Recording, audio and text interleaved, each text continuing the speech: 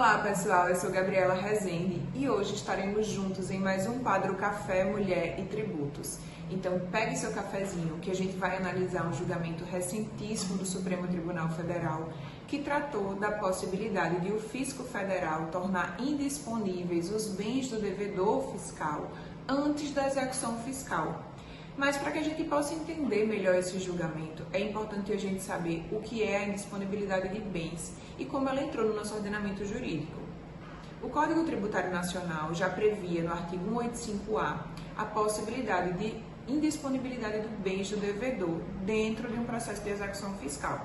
Como é que funcionava? O devedor, quando citado e intimado para pagar o débito, ele não pagava, não oferecia bens em pagamento e a Fazenda, diligenciando para encontrar patrimônio daquele devedor apto a saldar o débito, a Fazenda não encontrava nada.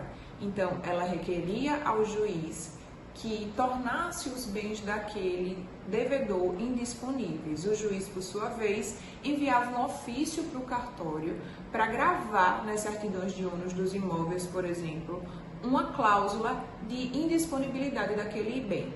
Então, era um ato privativo do judiciário, né? A gente só poderia tornar um bem indisponível quando o juiz determinasse expressamente dentro de um processo de execução para que fosse feito dessa forma. O grande problema começou quando em 2018 foi editada a Lei número 13.606, que alterou a Lei 10.522, que trata do CADIM, e incluiu um artigo que possibilitava à Fazenda Nacional que fizesse essa indisponibilidade de ofício, ou seja, administrativamente, sem a participação do judiciário e sequer sem uma execução fiscal contra o devedor. Essa alteração trouxe um cenário extremamente preocupante para o contribuinte, porque se antes ele precisava de todo um processo de execução fiscal para ter o seu patrimônio constrito pela Fazenda Pública, agora, com a mera notificação para pagamento do débito administrativa, se em 5 dias ele não fizesse o recolhimento daquele valor, a Fazenda já poderia tornar indisponíveis os seus bens enviando ofícios administrativos para o cartório. Como é que aconteceu esse julgamento no Supremo Tribunal Federal? 6 ações diretas de inconstitucionalidade chegaram no Supremo, alegando a inconstitucionalidade do artigo que alterou e incluiu a possibilidade de averbação e de indisponibilidade de bens de ofício pela Fazenda como medida preparatória, como medida garantidora do crédito fiscal. A Fazenda defendia que essa medida era legítima porque protegia o crédito público e protegia o contribuinte, porque aquele que de boa fé viesse a adquirir imóvel de um devedor fazendário poderia já saber, já ter a informação de que aquele bem poderia estar eivado de alguma mácula decorrente do crédito tributário, do débito tributário que o proprietário tinha. Já o contribuinte defendia, primeiro, a inconstitucionalidade da norma e, segundo, o direito de propriedade, porque não existia contra ele nenhum processo judicial que viesse a legitimar aquela decisão de indisponibilidade de seus bens.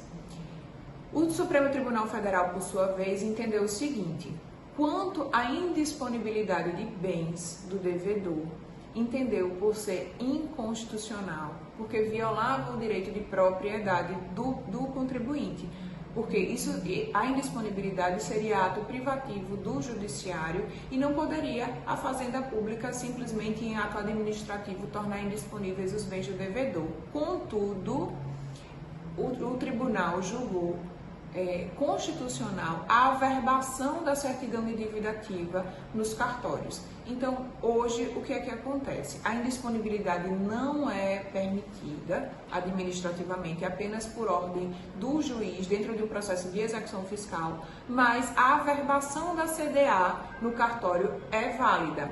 Essa decisão do tribunal não cabe recurso e tem efeito vinculante tanto para os órgãos do judiciário quanto para os órgãos administrativos, ou seja, a Fazenda Pública não pode tornar indisponíveis os bens do devedor após essa decisão, certo? Mas a averbação, como eu falei, é totalmente possível. Então, eu espero que vocês tenham gostado do tema, é um tema extremamente recente, o julgamento é na quarta, dia 9, então temos aí 2 dias do julgamento.